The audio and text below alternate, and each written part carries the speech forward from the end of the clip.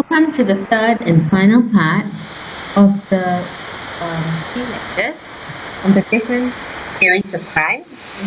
In this lecture, we'll be looking at learning and situational factors that can help to explain the development of deviant and criminal behaviors. In addition, we will also be looking at how the different theories of crime that we've looked at can actually be integrated to give us a more holistic perspective of crime and behavior. Now, according to learning theories, humans are born neutral.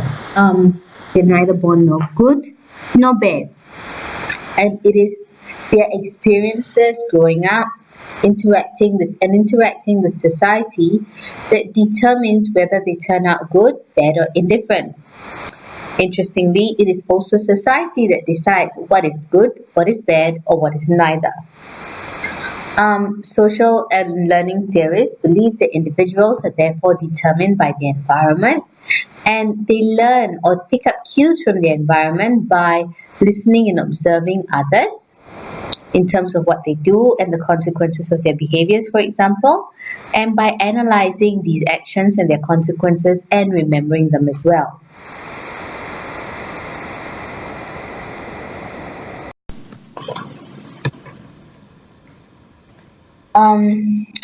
These theories believe that there are two different types of offenders. You've got the socialized offender and the individualized offender.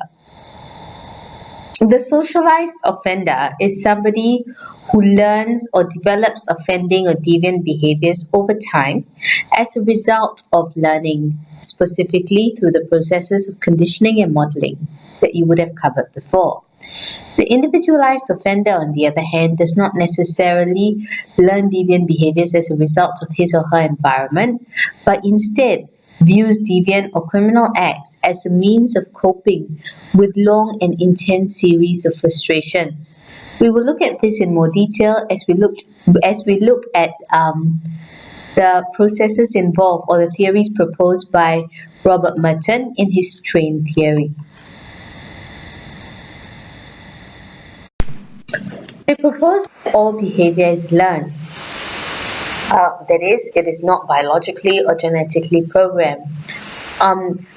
In this sense, their definition of behavior is rather wide, as it doesn't just include observable behaviors, but also techniques involved, in this case, in deviant or criminal behaviors, rationalizations as to why they're involved in these behaviors, as well as their attitudes towards criminal behaviors. Here they emphasize the role of rewards and punishment. For example, if they're rewarded for peddling drugs by earning lots of money in a very short space of time and without getting caught, they're likely to repeat the behaviors. However, if they peddle drugs and are punished severely for it, they're likely to avoid the behavior in the future.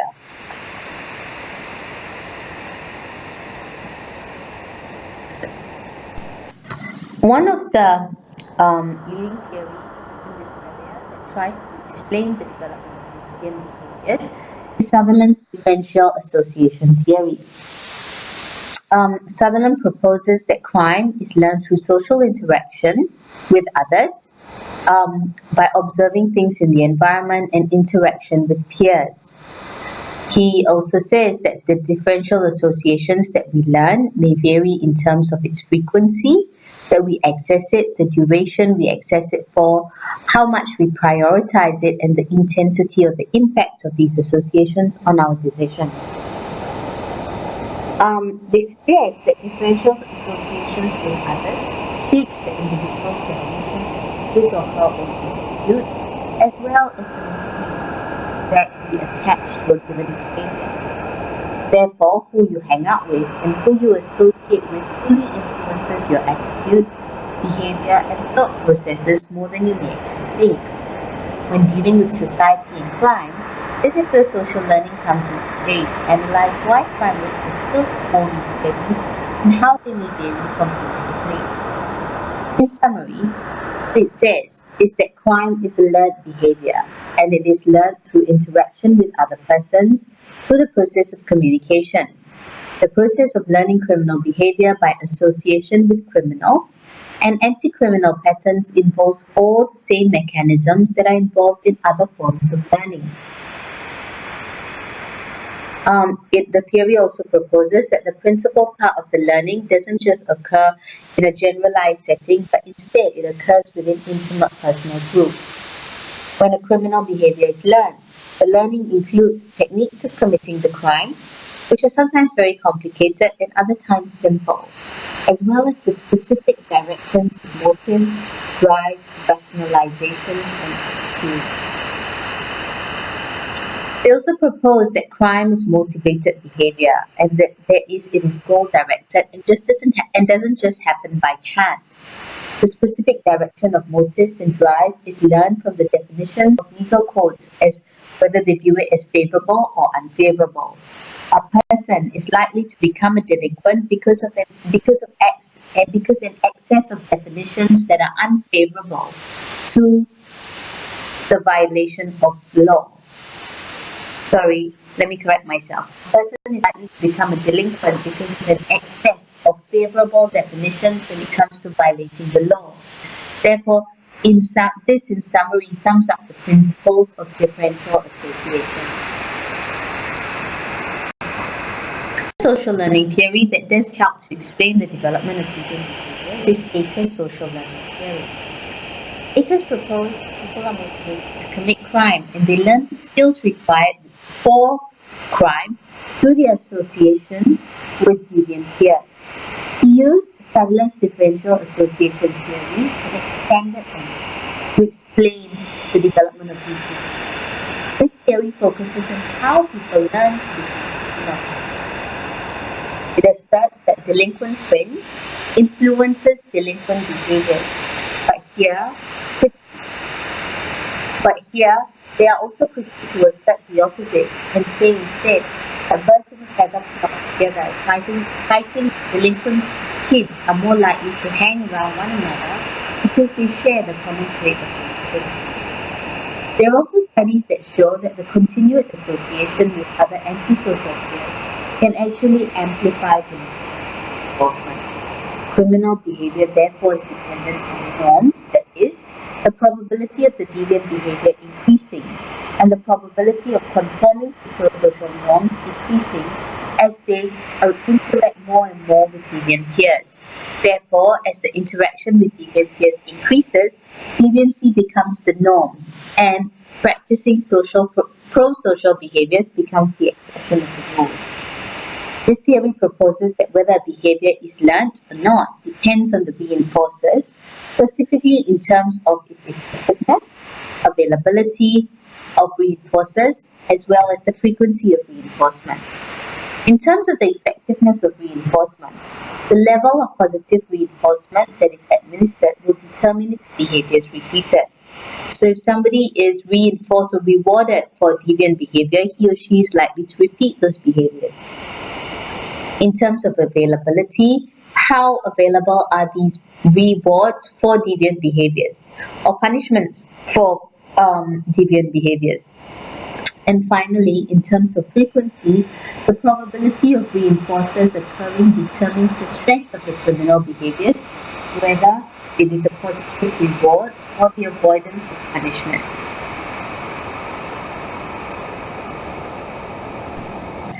Expectancy theory basically extends on social learning theories to say that deciding to engage in crime or not is actually a very rational behavior or rational decision where individuals respond rationally to the cost versus the benefits of criminal opportunities.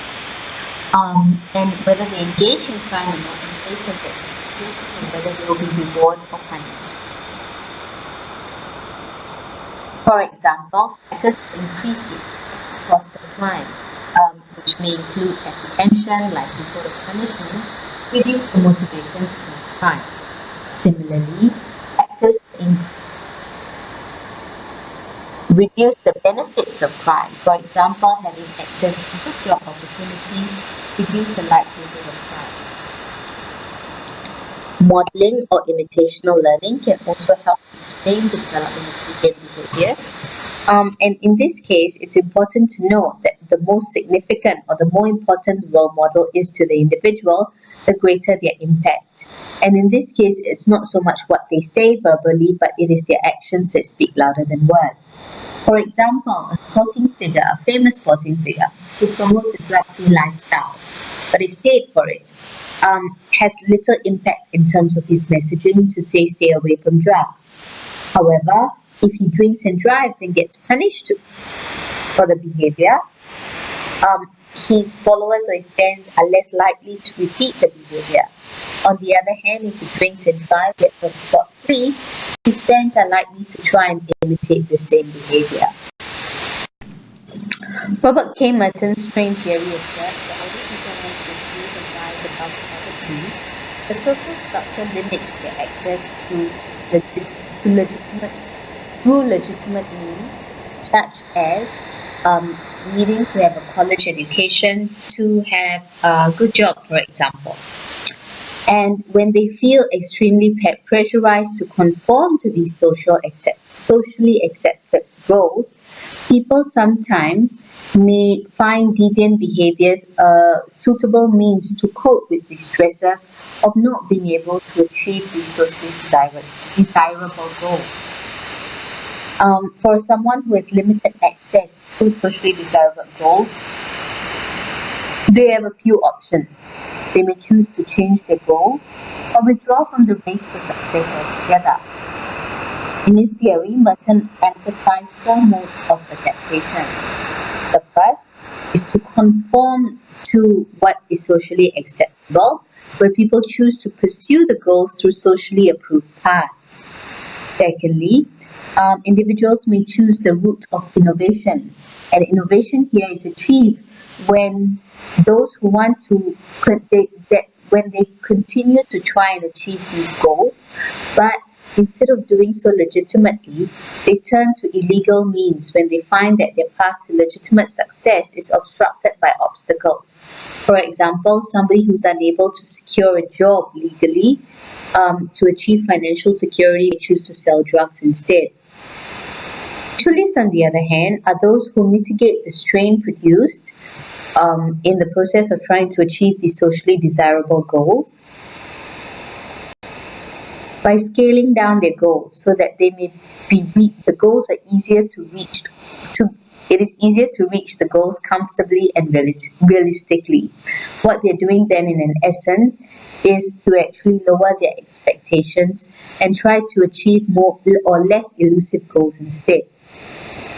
Retreatists, on the other hand, are those who, when faced with the strain of roadblocks to legitimate means, choose to relinquish and retreat from achieving their goals through the use of other substances such as drugs or alcohol, or becoming vagrants.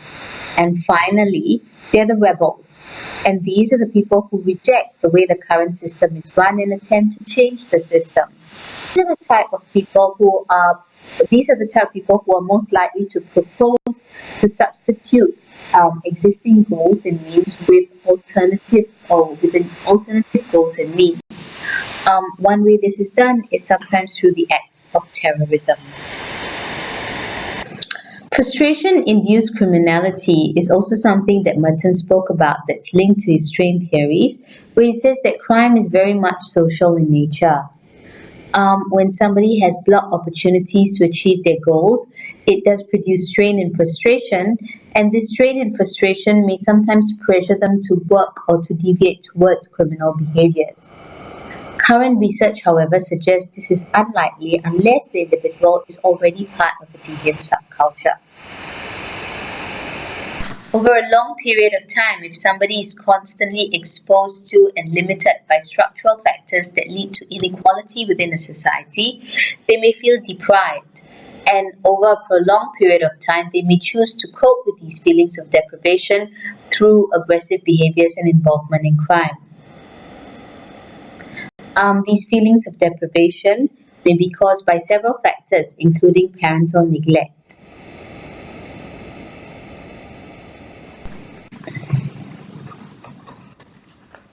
Another explanation of this is when we look at situational instigators and regulators of deviant behaviors. And one famous theory is based on Milgram's experiment, where it says that sometimes people behave in what is not a socially acceptable way because it is expected of them. Um, it is expected of them because somebody with power has told them that to behave in a certain way, even though the actions may not equate with their own principle. It is difficult for somebody in this situation, for example, somebody who is in the army, to actually resist these instructions unless the person has a very strong personality or has very strong moral principles that he or she holds on tightly to. One example of this is the My Lai massacre, which is one of the most horrific incidences of violence against civilians during the Vietnam War. If you click on the link on this slide, it will tell you a little bit more about what happened there, and from the perspective of one soldier who was actually involved in the massacre.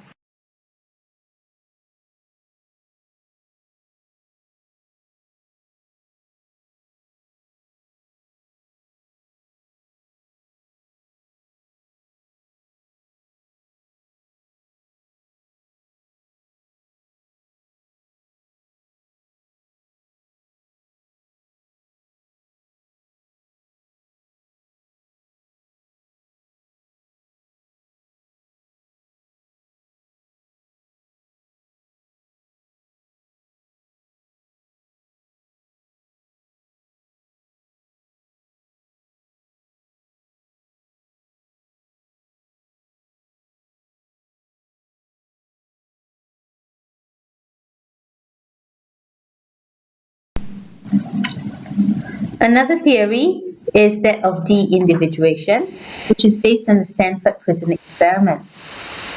This experiment is commonly used to explain expressions of collective behaviors in violent crowds, mindless hooliganism, and lunch monks. Basically, the theory is that when somebody is put in a situation where the person is acting as part of a group, it could result in feelings of loss of individuality and self-imposed control. The person also may have reduced feelings of self-observation or self-monitoring and may feel that he or she does not need to be directly accountable for his or her actions, especially in a group setting. It's not so easy to actually tease out these different factors, but we know that the presence of others sometimes helps people feel anonymous and helps them feel that they can act in a way that they want to without being accountable for behaviors. When they're part of a larger group, especially a group with very strong opinions, they may lose their sense of self-identity and may not so much follow their own principles, but instead take their cues from the group's behavior. As mentioned earlier, they are also likely to pay less attention to factors such as self-regulation and instead act based on cues obtained from the crowd's behavior. All this may also result in lower restraints against antisocial criminal behaviors. In this final section, we'll look at how the different can be. Throughout history, we know that scholars, writers, and consider the true nature of crime and criminals. This has started as early as the 16th century. Together, they've come up with different theories to explain why one person may commit gruesome crimes while others shy away from the crime or are disgusted by it altogether. Now, there is no one real answer, but we can probably piece together an answer if we look at a combination of the beliefs of the individual, environmental factors, educational influences, parental ties, and peer associations that come together to help determine whether somebody is likely to become a criminal or not. Now, regardless of who or what the theory targets, in today's society, each theory does hold some value in assessing crime, and some theories hold great value in explaining crime and whether somebody is predisposed to becoming a criminal or not. A feasible integration of two or more theories could help explain why some forms of crime When reading any book on criminology theory, you will see that a lot of theories actually focus on the individual's symptoms and behaviors during childhood. And this is because many believe that this is where our future behaviors come from. That is, our behaviors as adults have its roots in childhood. While one theory may focus on the criminal and why they commit crime, another theory may focus on the environment as a reason for a person's needs to commit crime.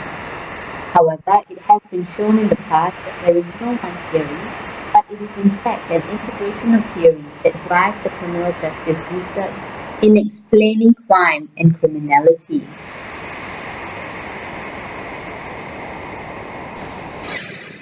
As mentioned earlier, several theories have attempted to combine certain of the above theories in an effort to create an integrated or holistic explanation as to why someone is likely to commit crime.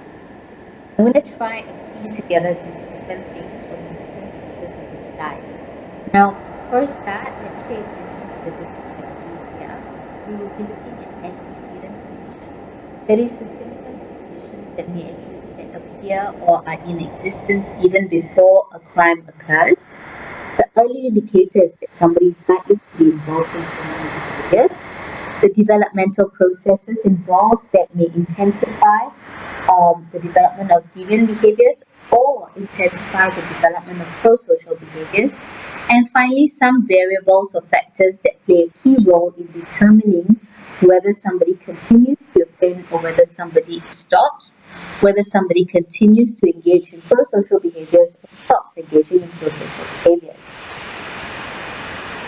When looking at antecedent conditions, we can look at it in terms of three main categories: biology, psychology, as well as the environment. From a biological perspective, we have covered things like the influence of genes, neurotransmitters, whether or not somebody was subjected to brain injuries, as well as the influence of hormones. From a psychological perspective, we have looked at factors such as IQ level of somebody, whether someone has psychopathic tendencies, their temperament, as well as the attachment styles at a very young age. Finally, from an environmental factor, we know things like the socio-economic status of the environment the child grows up in. For example, whether there's a lot of access to people who are involved in crime or whether there is a lot of crime around the individual growing up. Family values, as well as the social environment. Now, these antecedent conditions actually set the foundation or the stage for whether or not we will see early indicators of deviant behavior. We know that many adult criminals have childhood precursors that can help determine or pinpoint whether they are likely to engage in deviant behaviors or not. For example, many adult criminals, especially those who are persistent offenders, are likely to have been diagnosed with conduct disorder at a younger age. Even if they were not diagnosed, they are likely to have been displaying these symptoms. They're also likely to challenge authority and break rules. They probably display early aggressive behaviors, some as young as 5 years old or even younger. They have poor control over their emotions and have difficulty regulating their emotions, especially emotions such as anger. And finally, they are likely to have been subjected to harsh disciplinary methods or erratic disciplinary methods from their parents. Whether these childhood precursors actually lead to the involvement in deviant behaviors or not depends on a few other factors. These factors include whether or not somebody fails in school or did well in school. Whether they have a hostile attribution bias. If someone has a hostile attribution bias and views other people as suspicious or untrustworthy or people who are out to get them, they are likely to react to the person in that way with hostility and often with aggression. Whether or not they associate with delinquent peers. We know through research that those who associate with delinquent peers, especially if they already have a foundation for deviant behaviors such as these childhood precursors that we talked about earlier, are more likely to develop deviant or engage in deviant behaviors themselves. We also know that factors like substance abuse and media influence or media exposure to and violent behaviors are likely to increase the display of deviant or behaviors or involvement in criminal activities. On the flip side, Those who have strong pro-social family bonds and who associate with non-deviant peers are less likely to be involved in deviant or criminal behaviors. Now, someone who has displayed criminal or has deviant behaviors or has engaged in criminal behavior is likely to continue offending if these behaviors are reinforced positively, if they're given opportunities to continue to offend, if they continue to meet deviant peers, if they do not have access to mechanisms to legitimately achieve socially desirable goals, or feel that they've been deprived of their ability to achieve socially desirable goals due to structural factors, are also likely to continue offending. Those who are labeled at a very young age as being delinquent or being useless are also likely to continue engaging in these behaviors. Now, when it comes to social labeling, it's therefore very important that we don't label a child from a young age, even if they may have already displayed the childhood precursors to crime and violence. On the other hand, those who have displayed or engaged in pro-social behaviors are likely to continue engaging in pro-social behaviors if they're positively reinforced for their engagement in pro-social behaviors, if they can do well in school and then at work, and if they're committed to a meaningful relationship, be it with a romantic partner, with their family members, or even with their child. The next two slides actually shows you links to a few articles that look at how we can integrate the different theories of crime, as well as the social and learning theories that help to explain the development of deviant behaviors in more detail. And here's a bit more.